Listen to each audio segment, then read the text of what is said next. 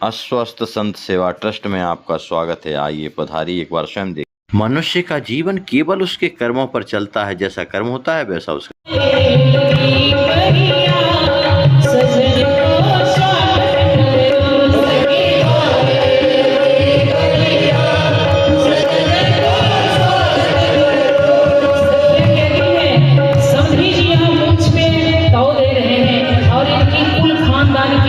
बात इनको पता नहीं है।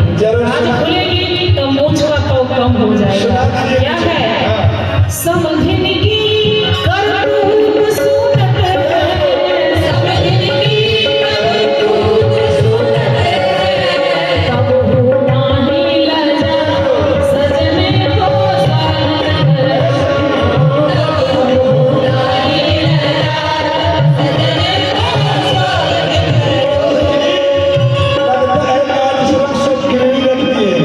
ये लाश तरह सब गिरवी नहीं रखे। गिरवी रखा हुआ वस्तु हम छुरा सकते हैं, बेचा हुआ वापस नहीं कर सकते। ये बेच दिए हैं। लाज शर्म सब बेच खोज के, लाज शर्म सब बेच खोज के।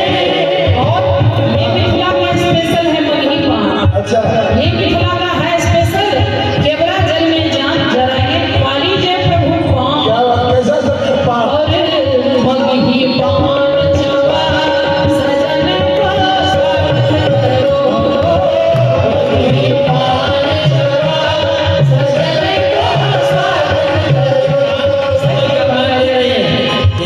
कहाँ का पान है सुना आपने? मगही पान।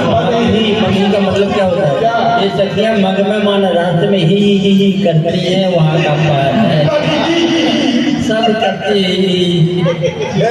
इसलिए मगही हो गया ना। वाह, क्या सुंदर जवाब है।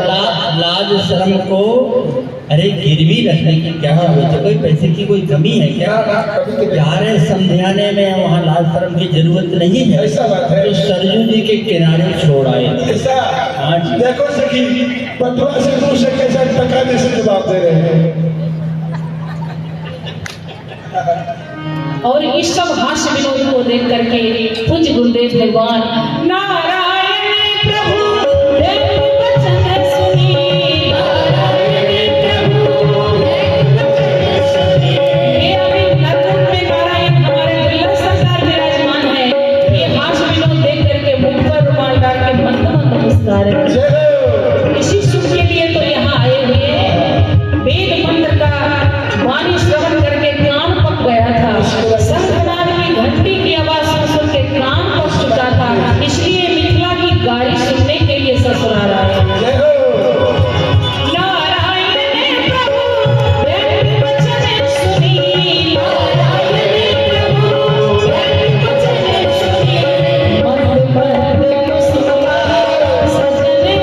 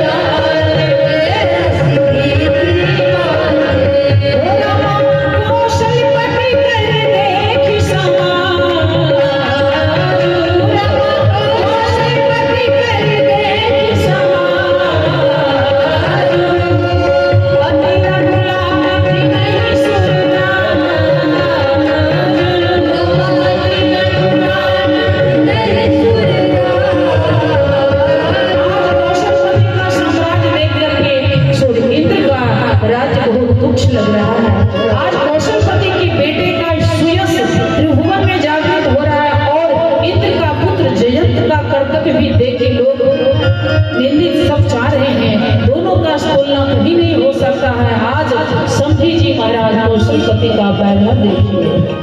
समधिया बद के भूपाल सखी जनवा से मिले तो, समधिया बद के भूपाल सखी जनवा से मिले तो, समधिया बद के भूपाल सखी जनवा से मिले तो, समधिया बद के भूपाल सखी जनवा से मिले तो, जिनके बाहुबल इंद्र बसत है, जिनके बाहुबल इंद्र बसत है। जब सम्राट चक्रवर्ती जी स्वर्गलोक पहुंचते, इंद्र भी अपना आसन तज के खड़ा हो जाता। ऐसा इनका वैभव है।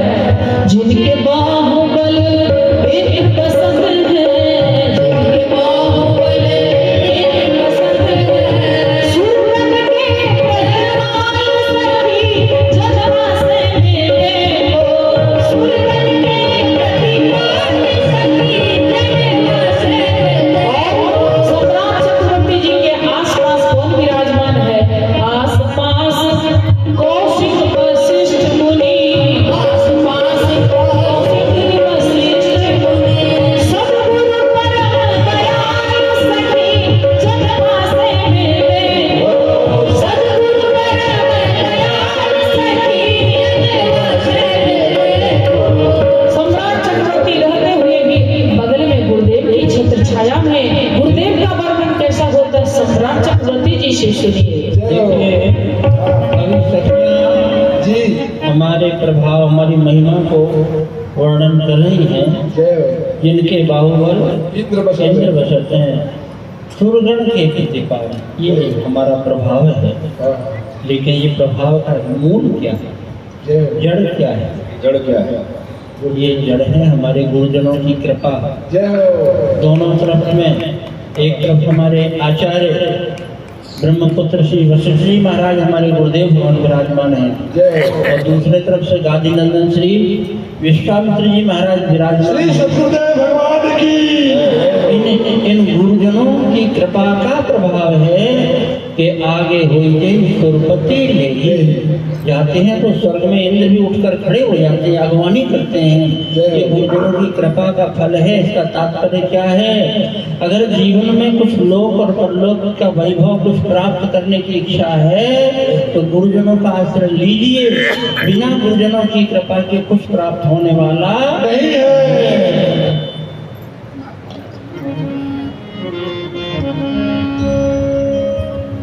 दोहो दिस दुल्हा के सखा सुहृद जन, दोहो दिस दुल्हा के, और दुल्हा जी के सखा और स्नेही भी कैसे हैं? कैसे?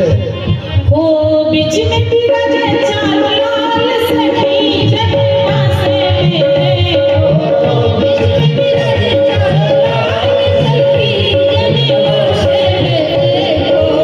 दुई सांवर दुई भाग मनोहर, दुई सांवर दुई भाग मनोहर।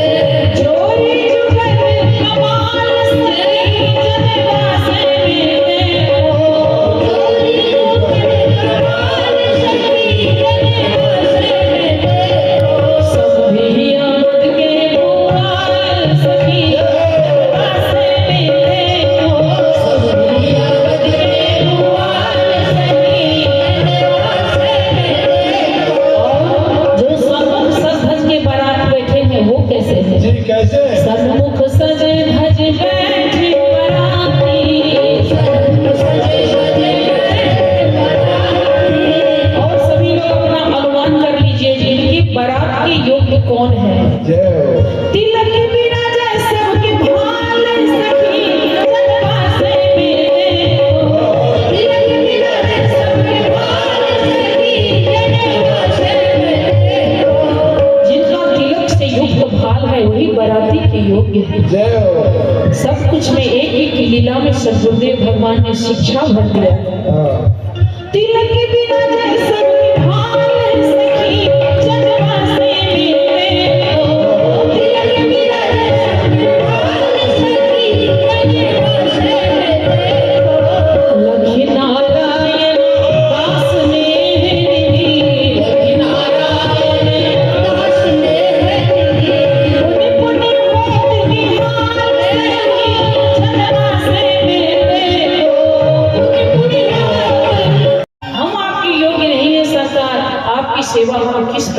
करें। हमको अति लज्जा आ रही है, हम मिथिलानी सचित हो रहे हैं।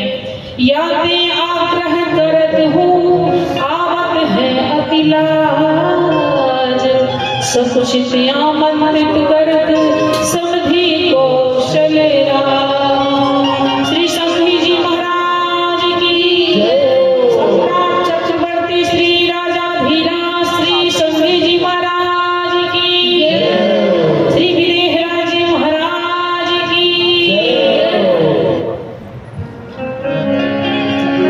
समधि जी से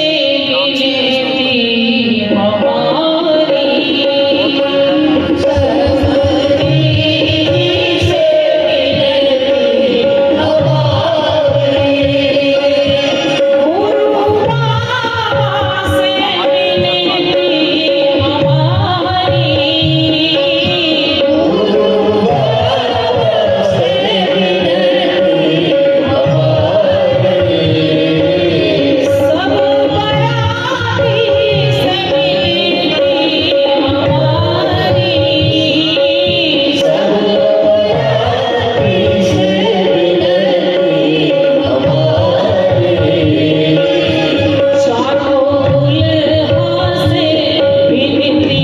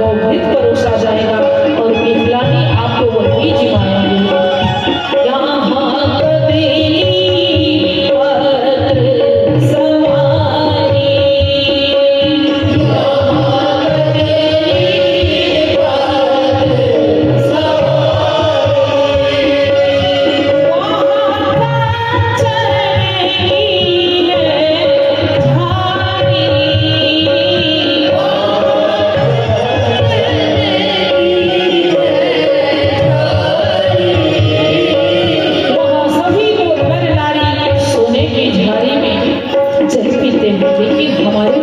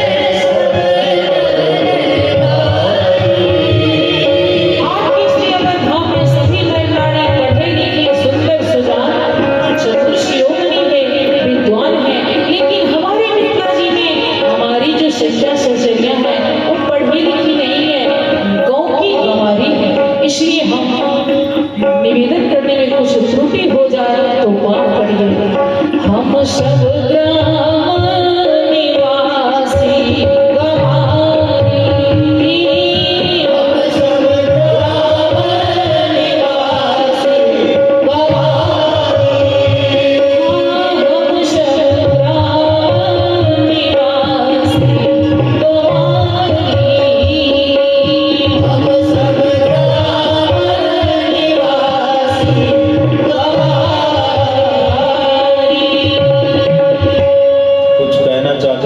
जी महाराज कहिए, सरकार कहा जाए।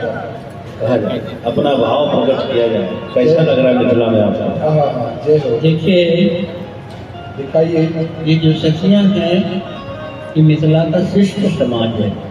शिष्ट बड़ा सभ्य समाज है। जय हो। और सभ्य समाज क्या होता है? सवा ही मानप्रद आपको अपमान। जो दूसरे को सम्मान देना जानता है, स्वयं छोटा बन करके रहता है, वही शिष्ट है। और जो अहंकार की भाषा बोलता है, मैं ऐसा करता हूँ, मैं ऐसा हूँ, मैं ऐसा हूँ, वो शिष्ट नहीं, अशिष्ट कहलाते हैं। वाह वाह। मिथिला की सखियाँ क्या कह रही हैं? कह रही हैं, आपके यहाँ सोने के महल, हमारे यहाँ तो झोपड़ी बनी हुई। आपके यहाँ सोने के बर्तन, सोने के थाल में भोजन किया जाता है, हमारे यहाँ तो केले के पत्ते में ही गुजर हो जाती है। आपके यहाँ सब पढ़े लिखे लोग, बड़े विद्वान हैं, सुजान हैं, और हम लोग तो सब गांव के रहने वाले गंवार लोग हैं, सब गंवारे लोग हैं। ऐसा ये कह रही हैं, पर वास्तविकता ऐसी नहीं है। ये सब लोगों का दैन्य है। आप सर्टिफिकेट देते हैं सबको? नैत्यानुसंधान सखियों का है। सर्टिफिकेट दे रहे सर। यहाँ इन सब ये सखियाँ ही नहीं, मिथिलापुरी में जितने रहने वाले लोग, क्या स्त्री हैं क्या पुरुष हैं, सबको प्रमाण पत्र प्राप्त है। पूर्ण नारी सुभग सुखी संता धर्मशील ज्ञानी गुणवंता। यहाँ के सब लोग बड़े धर्मात्मा हैं, बड़े गुणवान हैं, बड़े विद्वान हैं। फिर विदेहराज जी महाराज के वैभव को, उनके प्रभाव को तो कौन वर्णन कर सकता है? शास्त्रों में आया है, एते वही मैथिला राजा आत्मविद्या विशारद योगेश्वर प्रसादे ने द्वंद्वई मुक्ता ग्रहेस्वपी। इस सब के सब राजा महाराजा महलों में रहते हुए भी महान योगी राज हुए हैं, सामान्य नहीं हुए हैं। और रही बात संपत्ति की, तो संपत्ति मिथिला में जो है, मिथिला वासियों को विदेहराज जी महाराज के वैभव को नहीं कह रहे हैं। सामान्य से सामान्य व्यक्ति के घर में जो वैभव है, जो संपत्ति है, वो देख करके देवराजेंद्र भी लज्जित हो जाते हैं। ऐसा लिखा हुआ है। एक बार मिथिला में विदेहराज जी महाराज का कोई बड़ा उत्सव हो रहा था, बड़ी धूम मची, खबर पहुंची स्वर्ग तक। देवराज इंद्र का मन मचल गया, हम भी चल करके दर्शन करें। आए, नगर से प्रवेश किए, एक बड़ा सुंदर भव्य दिव्य भवन दिखाई पड़ा। लगता है कि विदेहराज जी का जो महल यही है। अरे वो द्वार पर बैठे हुए भी हैं, सोने की पीठ पर बैठे बैठे दत्तवन कर रहे हैं। लगता है यही विदेहराज जी हैं। लंबा दंडोत महाराज दंडोत। वो व्यक्ति हाथ धो करके खड़ा हुए, हाथ जोड़कर, अरे क्या कर रहे हैं, क्या कर रहे हैं? कहा कि आपको प्रणाम। क्यों? आप विदेहराज जी हैं? बोले ना ना, हम विदेहराज जी नहीं हैं। फिर कौन है आप? बोले हम विदेहराज जी महाराज के दरवाजे पर झाड़ू लगाने वाले हैं। हम विदेहराज जी महाराज के द्वार पर झाड़ू लगाने वाले हैं। ये मनगढ़ंत बात नहीं, लिखा है, पढ़ लीजिएगा। क्या कहा है? जो संपदा नीच ग्रह, जो संपदा नीच ग्रह सोहा, सो बिलोक सुरनायक मोहा। उस सामान्य से सामान्य व्यक्ति के घर का वैभव देखकर देवराज जी लज्जित हो जाते हैं। तो विदेहराज जी की महिमा को, उनके वैभव को कौन वर्णन कर सकता है? हम जीवन भर विदेहराज जी के गुणगान गाते रहे तो पार नहीं पा सकते हैं। एक बार बोलो प्रेम से, श्री विदेहराज जी महाराज की। अरे इतना कमजोर जो बोलते हैं, अरे बरातियों खा कर मोटे हो गए। हाँ, अब क्या बता, हमें कहने में थोड़ा संकोच लगता है। बारात चलना है, मिथिला जाना है, सुन करके अयोध्या भाभी सब तैयार है, सब तैयार, चलेंगे बारात। इतना जल्दी अभी ब्याह होने में समय है भाई। बोले नहीं, जल्दीबाजी क्यों? जल्दीबाजी बोल, मिथिला में बहुत व्यंजन मिलेंगे, मिथिला में बहुत व्यंजन मिलेंगे, और यहाँ मर गए सत्तू खा। और यहाँ आए तो वो महाराज दही चूड़ा पर दही चूड़ा, वो व्यंजन बढ़िया बढ़िया मिथिला के मिले। बराती खा खा करके ये मोटा गए जाकर के, कपड़े फटने लगे जाकर। विदेहराज जी महाराज ने कहा, बेइज्जती तो हमारी होगी, इनके लिए नए कपड़े सिलवाओ, वो नए कपड़े पहने वो भी चुस्त हो गए। फिर देवराज जी ने कहा फिर नाप लो इनका। हमने कहा महाराज जी इनका कपड़े मत बनवाओ, इनकी खुराक कम करो। बनियारी जाओ। बादाम बादाम और पिस्ता काजू खा करके सब मोटे हो गए और जय के नाम पर कर देते हैं। अरे एक बार जोर लगाओ ओ यहाँ से अयोध्या तक खबर पहुँच जाए। बोलिए त्रिपुरे राजी महाराज की, धाम की, वासियों की।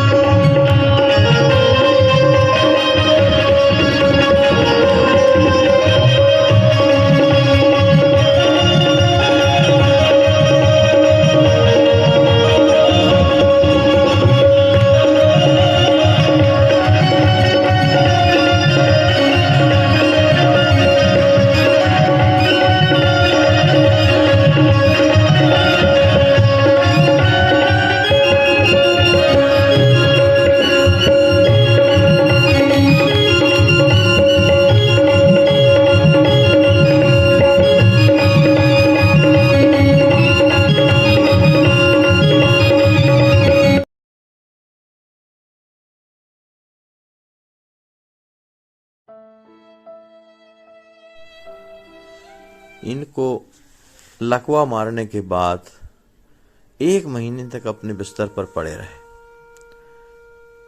दुर्भाग्य हमारे समाज का, कोई हाथ नहीं लगाता था, बेचारे खिसक खिसक के लेटरिन करते थे। आज अस्वस्थ संत सेवा ट्रस्ट आपकी देख रहे हैं आप किस प्रकार से स्नान करा रही है और इनको हर प्रकार के इलाज की सुविधा अब चलने लगे हैं ये। और मेरे प्यारे भाइयों, जिंदगी में कठिनाइयां हमें सही रास्ता दिखा जाती हैं, अवश्य ही उनसे घबराना नहीं चाहिए। जय श्री राम। कि इसको गहराई से देखें, इसको हृदय से देखें, धरातल पर या नहीं। खूब परीक्षा लेकर इसमें दृढ़ता के साथ कूद पड़िए। तन से, मन से, धन से भगवान ने हमें जिस योग बनाया है, हमारा आने वाले समय में ना ये तन रह जाएगा हमारे पास, ना धन रह जाएगा हमारे पास, और ना समय रह जाएगा हमारे पास। तो जो मिला है हमें, जो भगवान ने दिया है हमें अपनी आवश्यकता से अधिक, उसकी सार्थकता तो तभी है जब हम दूसरों के काम में लगाएं, चाहे वो तन हो, चाहे मन हो, चाहे बुद्धि हो, चाहे विवेक हो, चाहे धन हो।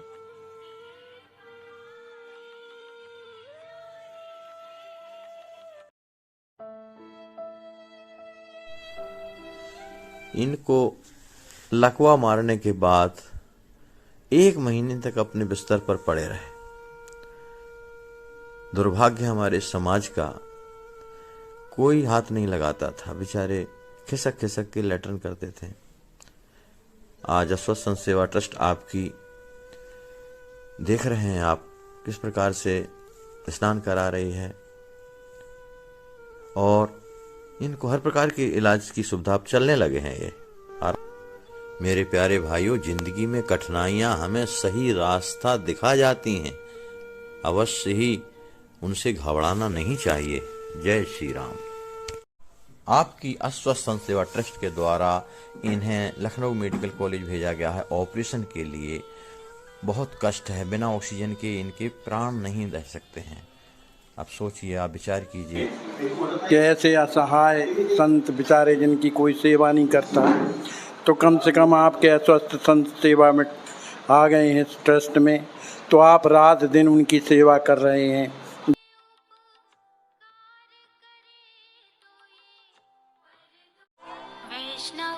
हाँ, ज़्यादा नहीं लगेगा। हाथ कटने के बाद तो दवा भी रोक चलेगा फिर। चलिए, उसके बाद तो डॉक्टर ने कहा है कि कैंसर आपका जान बच जाएगी, हैं? आगे नहीं बढ़ा है, हैं? चलो ठीक है, भगवान करें आपका मंगल हो, आप जल्दी स्वस्थ हो जाएं।